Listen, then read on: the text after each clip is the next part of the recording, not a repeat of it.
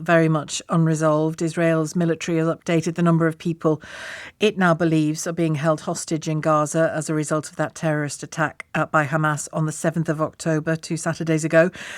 Now 199, so just shy of 200 people are thought to be held hostage in Gaza. The civilian population of Gaza are still experiencing the immense difficulties of the bombardment and the siege situation that's going on as well. Thousands of people have been gathering close to the crossing with Egypt, the Rafah crossing, as it's known, in the hope of leaving Gaza ahead of that expected Israeli ground offensive. We talk about it being in the north, but we don't know precisely the details of it or where it will be focused. The US Secretary of State Antony Blinken has returned to Israel, and Joe Biden, the US President, on Sunday called on Israel to exercise caution. I want to talk about that situation in the first hour. In the second hour with you today, I'd like to talk more about anti-Semitism in the UK, not least because I'm pretty convinced that quite a bit of unwitting anti-Semitism is going on. There's some very clear witting anti-Semitism as well, but we'll talk about that after 2. Let me introduce my guest chief for this hour, first of all, and we can talk after a conversation with him. Gershon Baskin, former peace negotiator who was involved in hostage negotiations with Hamas back in 2011. He's the Middle East director for the International Communities Organization. Good afternoon to you, Gershon Baskin. Good afternoon. Your assessment of the situation, first of all, for Gazan civilians at the moment, and what you think the international community really must achieve today to improve that situation. The situation in Gaza for the civilian population, there are some 2.2 million people, is horrendous. I can't think of any place in the world today which is less safe than being in Gaza. Unlike me, who has a bomb shelter right behind where I'm talking in my house, there are no bomb shelters in Gaza. There are no places to hide. People have been evacuated from their homes. More than 500,000 people have lost their homes already from Israeli bombing, and the ground operation hasn't begun yet. Israel was pressured to renew the flow of water into Gaza, particularly in the south where people are congregating. And I believe that Israel's also turned on electricity. Israel supplies only a part of the electricity in Gaza. But the humanitarian situation there is a disaster. And the blame goes around to not only the people who are bombing them now, which is Israel, but primarily to their leadership, who crossed the line of humanity and did things that are out of the handbook of ISIS. You're talking about Hamas now. I'm talking about Hamas, yes, Yeah. Of course. I've been talking to people in Hamas for more than 15 years. We have negotiated long-term ceasefires. I believe that it was possible at some point, even a few short months ago, that we have intensive talks and find some modus vivendi where we could live together, not peace, but some kind of arrangements that could end the siege on Gaza and that could open Gaza up and give people a chance of a better life, and of course allow Israel to live in peace along the border. But this goes a lot deeper, obviously. I mean, we have a 75-year-old conflict, which is actually a 100-year-old conflict, and we have a situation of continued occupation by Israel of the Palestinian people for 56 years. And I look at myself as an Israeli. I would never agree to live under occupation.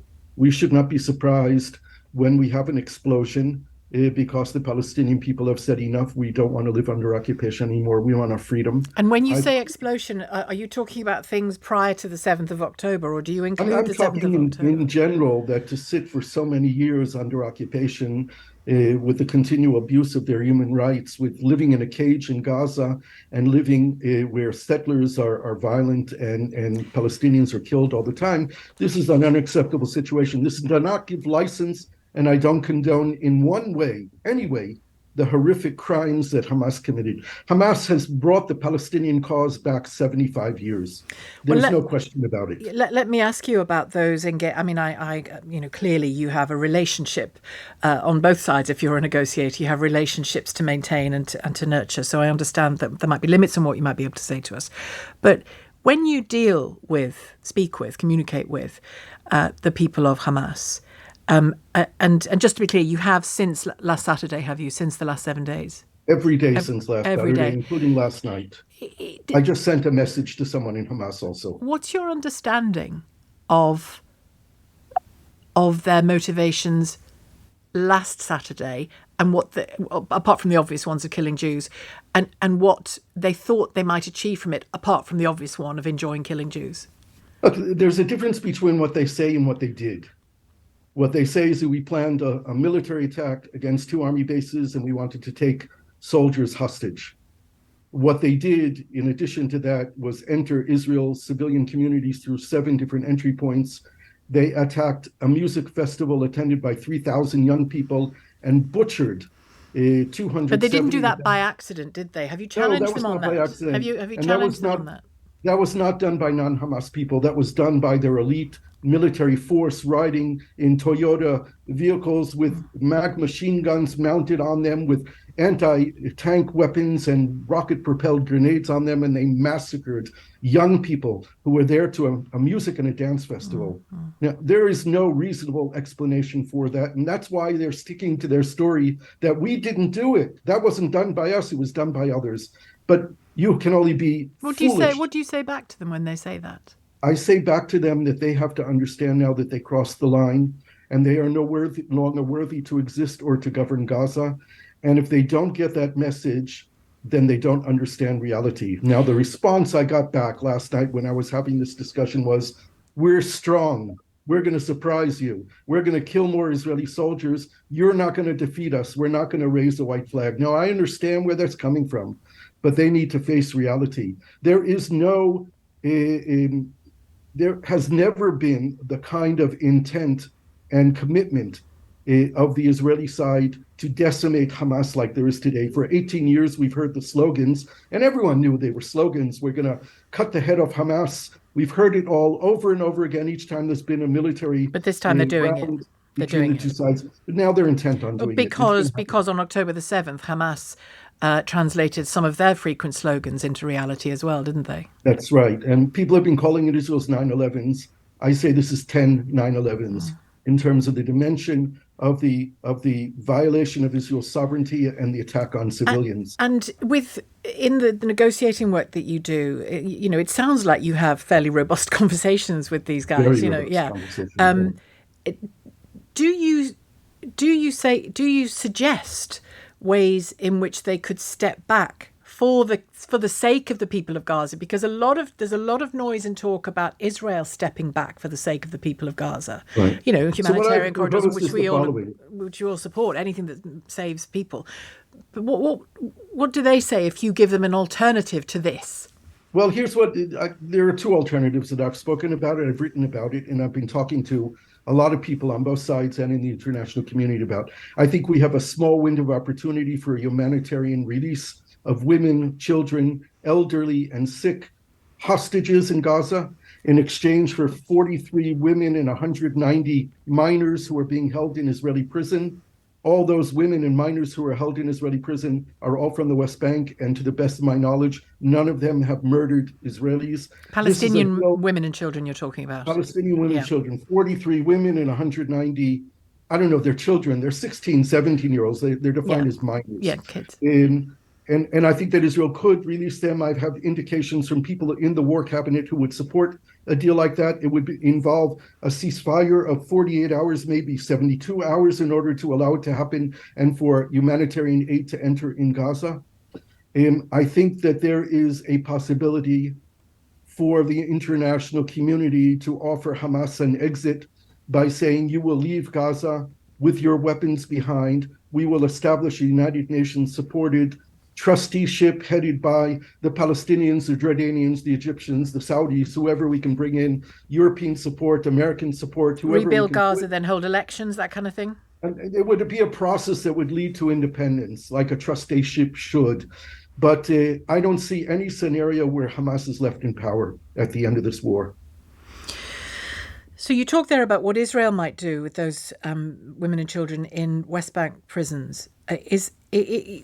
You'll be aware of I think one Israeli soldier that was kidnapped and was returned for many, many Palestinian prisoners. 1,027 prisoners were released for Gilad Shalit. Right. So they will look at that situation, presumably, and think, oh, we've got nearly 200 here. So let's They see what did we a can week get out of ago.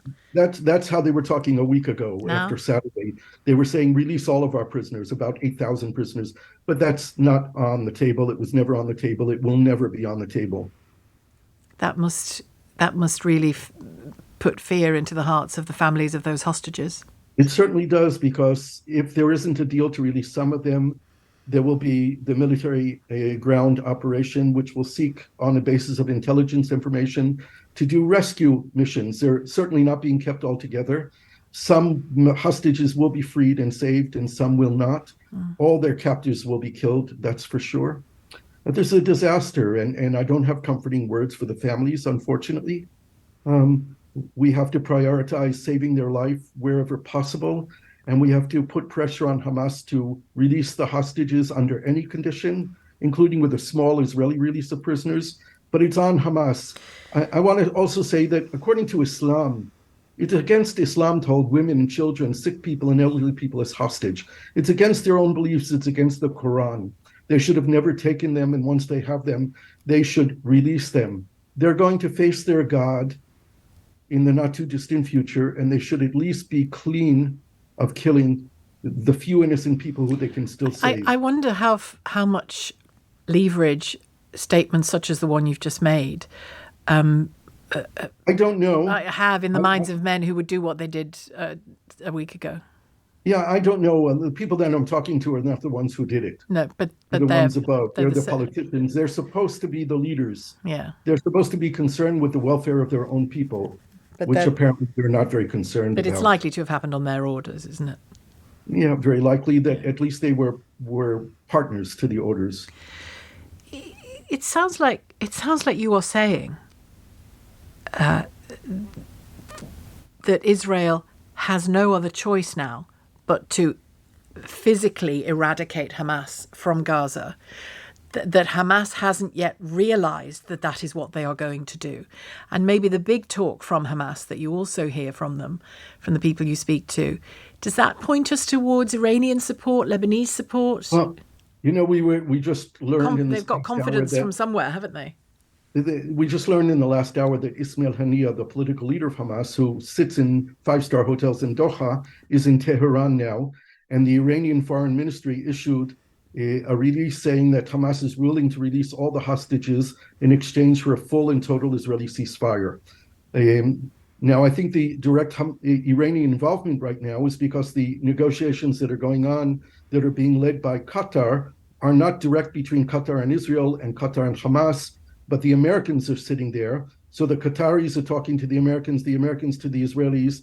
And Hamas, Blinken is coming back to forth. Israel today, so that's right. something. So I think it could be that because the Americans are a partner to these negotiations, now the Iranians have stepped in, and this is the last thing that we need right now, is to bring the Iranians into the arena to be a partner in negotiations. Do you ever, when you speak to Hamas people, do you ever just appeal to them as a man, as a father, as a human being, and say, stop this? Look, the person that I've been negotiating with for 15 years, and we were the primary negotiators in the Shalit deal, Dr. Ghazi Hamad, is someone that I know for 15 years. We've met 4 times face to face. We've spoken to each other more than 1,000 times. We've had long conversations about life and family and children and dreams and hopes and religion. And yes, we have had conversations on a normal human level. He knows that I'm not a religious person. He would joke with me often that he will pray for me. So we have had normal human conversations about all kinds of subjects, not just about the Israeli-Palestinian conflict and occupation and terrorism, etc. From what you know of people like him and the organization and how they have run, if that's the word, Gaza, has there been a process of almost, I don't like to use the word because it puts blame on the Gazan people, and that's not remotely my intention, but it's the best I can come up with, radicalizing the Gazan people? No doubt some of the aggression from Israel will be radicalizing Gazans as well. But is there a degree to which the Hamas leadership has really, it seems this way to me, I wonder whether I'm right or wrong, has really bedded in to Jew hate and Israel hate rather than leadership? Yeah, I think there's an element to that, but as you said, I think the circumstances of living in an open-air prison do Are more a pretty good complicated, job yeah. of doing that. Hamas has certainly led a process which has made Gaza society, which was always conservative, to make it more conservative and more religious. There is religious pressure, particularly on young women. There's no alcohol there, obviously. There are no parties of boys and girls together. That doesn't happen.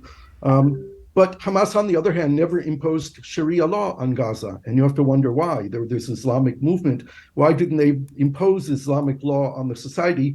Gaza is still run by civic law. Why do you think that is? I don't really know. I have to get off the phone. Okay, I'm sorry. that's all right. All right. I'm All sure right. there are more Great. important people to speak to than me. Thank you, Gershon.